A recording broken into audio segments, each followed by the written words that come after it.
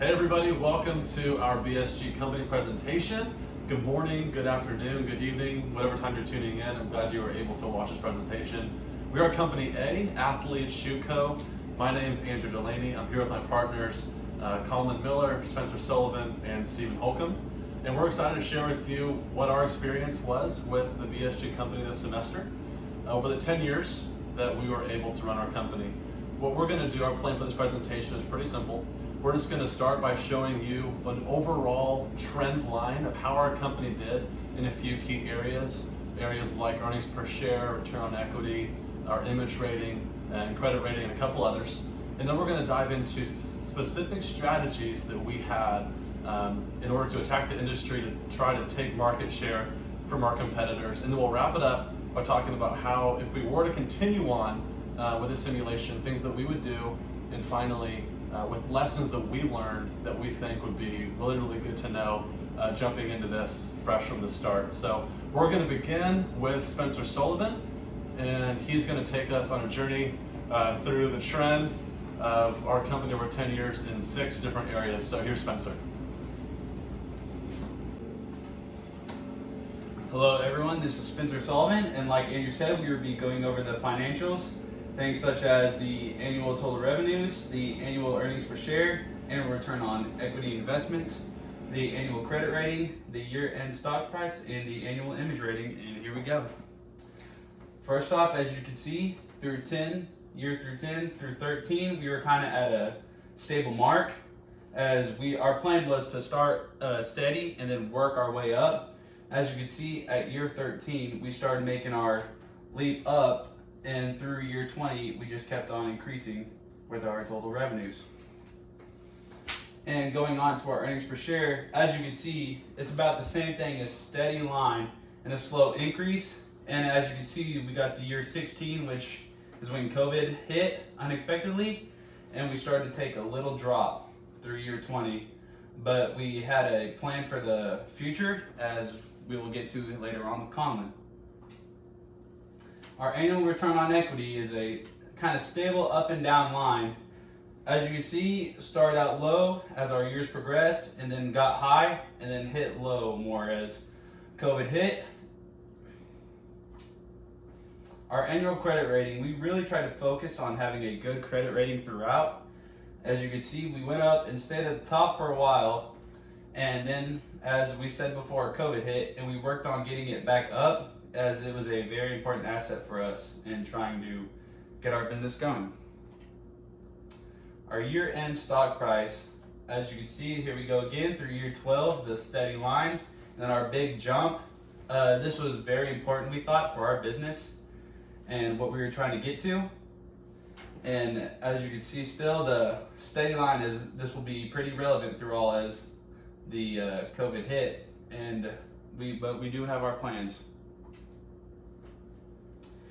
We will now be getting to the annual image rating. As you can see, a steady increase pretty much throughout. We had a little stand on year 12 through 13, but this was also a big priority for us to have a huge image rating, as we wanted to keep our customers satisfied and happy. That will be going on to the next slide with Conlan for the strategic vision.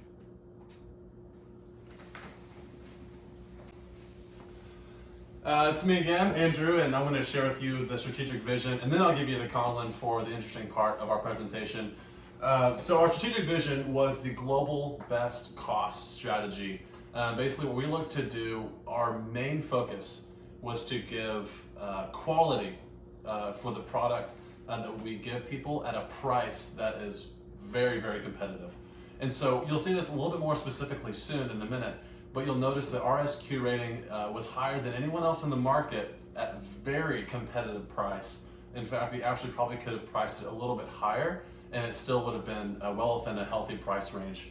So that was our basic strategic vision, was a global best cost scenario, and we'll go on to the next slide, which this is our performance targets for the next 2 years if we were to continue working on our company. Like Spencer said, we obviously had a dip in basically all 6 main areas that we looked for once the pandemic hit and different things went on, and that's just the real aspect of running a company. Things might happen. It became more difficult for us to collaborate virtually. and that's something that we'll talk about later in lessons learned. But for now, we'll look at our performance targets for 4 key areas moving forward for the next 2 years. We'll look at earnings per share, return on equity, credit rating, and finally the image rating. I'll start with image rating because it seems pretty simple. Our image rating was already through the roof at 100, and it had been for 4 consecutive years. And so we want to keep that going on to the next 2 years. There's no reason why that should change. You'll see why our image rating was so high with one of our focuses later on. The credit rating, initially it was lower.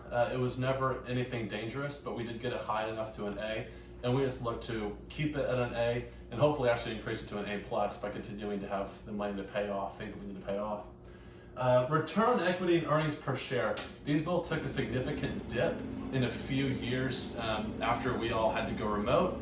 And basically what we looked for here was to, in the same way that we sloped down, we want to just slope back increase. So you're going to notice slight but also significant increases considering the dip that we just came through. So we're just going to look to increase our return on equity by about 7% in the following 2 years from right now, and earnings per share about 5%. So now we're going to jump into our internet market competitive strategy. Here's where you'll see some specifics on what we found to be most important as far as marketing for our shoe and the internet, and then the wholesale, and then so here's our internet competitive marketing. You're going to notice that for all of our examples, we're only using North America as a sample for you to see where our focus was. In all 4 regions, we had the same strategy. It was modified slightly differently depending on the market. We lowered SQ rating in a couple of regions because we felt that would be better suited to that target market. We showed only North America though, just so you can see what we focused on. And the focus was the same through all 4. So the 3 things I want you to know. The first one was our SQ rating. Year 11 is on the top, year 20 is on the bottom. You'll see that for all 3 of the examples I show you. Year 11, we already had the highest SQ rating. So right off the bat, that was part of our strategy again. High SQ rating at a competitive cost. And you'll see that we continued that. Year 20, this reflects our SQ rating was 9.1 in North America, rivaled next by an 8.2. So clearly the best product.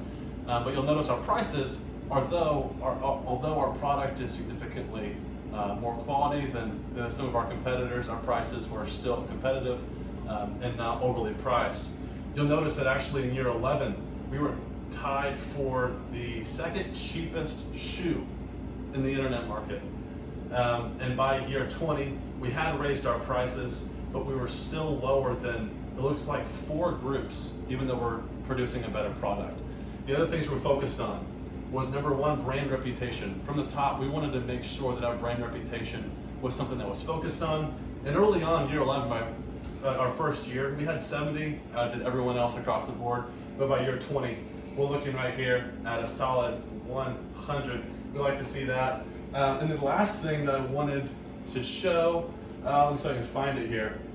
Oh, celebrity appeal. We like to see that too. That was one of our focuses. We thought that if we get celebrity appeal, that would help us to appeal to our target markets. So that's our internet marketing. Next up is wholesale, and you'll see really similar focuses in our strategy, but I want to show you that sample as well.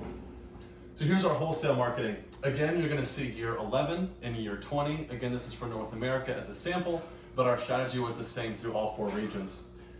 So you'll notice again that our SQ rating in year 11 was already the highest out of all of our companies. We wanted to make sure that our product that we were delivering was excellent while still being at a competitive price. By year 20, we had again a 9.1 SQ rating, rivaled next by an 8.2. So again, superior product at a competitive price. And like I said a minute ago, celebrity appeal and brand reputation were obviously important to us. And although we weren't the very, very top in that, we do believe that we had a good enough of an appeal with our target market that made us competitive. And finally, our private label market. This is a market that we didn't get into initially. We didn't focus on this. We focused on our main 4 regions just through internet and wholesale. Private label for us was a spot that we went into when we had actually leftover product. When we had the leftover product available, we decided to push that to the private label. So we didn't manufacture anything for it, but when we had leftover, when demand wasn't great enough and we were supplying more than demand, It only happened in 1 year. That's when we pushed to private label. You'll notice that happened here in year 16. And we actually were able to obtain 18.5% of the market share that 1 year. And again, this wasn't through actually putting any resources intentionally into the private label, but only actually using leftover from our previous manufacturing. So next up, we're gonna dive into a couple more specific strategies, beginning with the production strategy. And like promised, Conlan Miller is gonna take it away. Hi, like they said, I'm Conlan Miller. I'm going to be running us through production strategies. I'm hoping you all are staying safe and healthy out there, but moving forward, let's hop in. So, what I wanted to focus on first was the production scale and the production space scale of the warehouse, and the special equipment that we bought to help function with that. As you can see, our North America and our Asia Pacific, they both have the exact same layout, and Europe and Africa, Latin America have the exact same layout. What we wanted to try and focus on was, because we already had facilities well established in North America and Asia Pacific, just capitalizing on what we had there. So purchase a special equipment to reduce the reject rate of 50%. That was huge because we already had an easy like 3,000 or 4,000 units of production. So reducing that automatically gave us more. And then in Europe, Africa, and Latin America, these were new facilities. We were buying space and buying equipment to make everything function. So to kind of reduce that cost, we decided to buy layout revisions to reduce production run setup costs by 50%, making it cheaper and more affordable to get into those markets. And as you all are most likely well aware of, our SQ rating was really high, and some of you would ask how we did that. Well, the easiest answer I can give you, besides putting money into it, was buying special equipment for it. An automatic 1-star increase really helped us. So moving forward, we're going to be talking about our specific finance strategies. So we wanted to focus on, for the finance strategy, the debt versus equity first. Right off the bat, we already had those automatic loans that the company would have to pay out, that we each company would have to fix and acclimate to. So what we did was we made sure to set aside money each year, and at the second year mark, we automatically paid off one of those loans just to get it out of the way. As time progressed, eventually our equipment degraded, depreciated, and we had to, acclimate to that. So instead of taking out another loan, we just gave the people a little bit, gave them some stock, and that gave us a little bit of money so that we could afford to get that equipment. Eventually, the remainder of the loans took care of themselves. So that's debt versus equity, stock issuing or purchasing, credit rating. So like I was saying earlier, we paid back loans as soon as we could. That increased our credit rating monumentally. Dividends, what the plan was, it was whenever we had that spare amount of money to just give back to the people, we tried to. It was very minimal, like 50 cents, maybe $1, maybe even $2 if we were having a good year. What we would like to see moving forward is going upwards from here. We had that crash in the market, that recession. We're going to try and have a steady setup of dividends. It's going to be a little hard, it's going to be a little difficult, but going straight to a $5.20, I think it was, dividend is what we want to see, because the people are having a hard time as it is in the current market. And then year 2, I believe it's also a $9.20 dividend. So just moving forward, we're trying to help the people. Along with that, we're going to repurchase stock so that we can afford to pay those dividends, and work on finishing off the loans that we needed to get during that recession so that we could continue operating. So moving forward, we're going to talk about our strongest competitors. You know who you are. We have, for the internet market, Holcomb footgear. Wholesale market, also Holcomb footgear.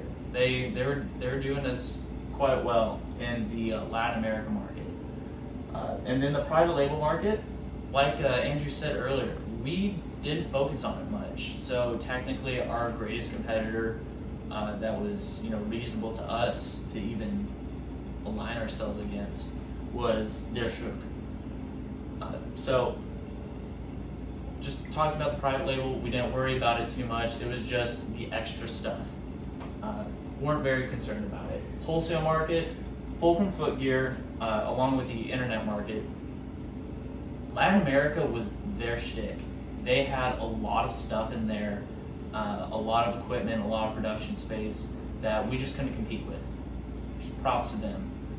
Fortunately, we were able to be second in that market most of the time with the SQ rating. It really put a divide in their market share.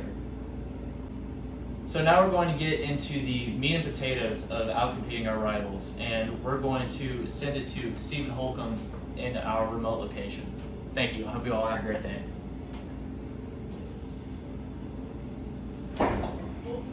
Okay. Well, thank you, Conlan, for that very warm, heartfelt introduction.